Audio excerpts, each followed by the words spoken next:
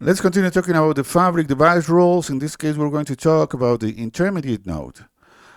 You can have the need when designing your fabric to create a network for medium-sized companies or large companies. In this case, you will need to go for a three-tier design. Remember that for small-sized companies or really small-sized companies, you can go for a two-tier design or for fabric in a box design, which is only one tier. But for medium sizes and large sizes, you will have to design for your first tier to be your edge nodes, your third tier to be your border nodes, and your second tier will be made of these devices that are known as intermediate nodes. So these devices will aggregate your edge nodes.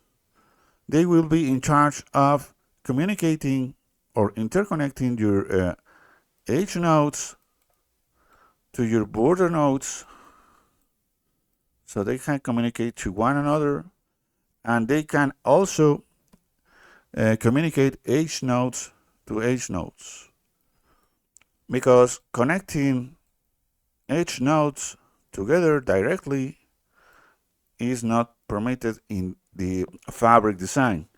So this traffic will have to go to the middle tier in order to reach the other edge node.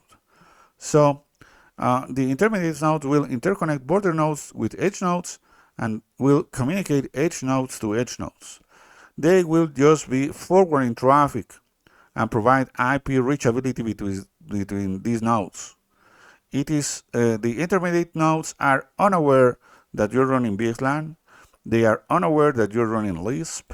They are unaware that you're using SGT mappings. They just move traffic. So they can be actually any legacy device, as long as this device complies with these requirements. It should be a layer 3 device. It should support layer 3 connections. It must support a BFD at these connections, because remember that we are using BFD heavily within the underlay.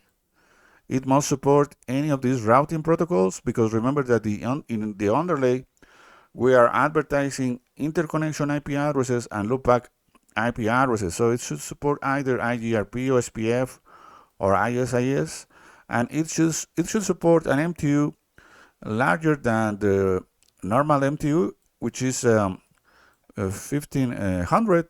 But remember that given we will be moving VXLAN in the overlay, we will need the appropriate amount of bytes in order to accommodate the VXLAN header. So the VXLAN header uses 50 bytes. So these devices should be able to move frames that are 1550 bytes. We usually have in current devices, we have jumbo frames that can go easily beyond 9,000 bytes. So as long as these devices can accommodate this MTU, they will be just fine in order to become intermediate nodes. That's it.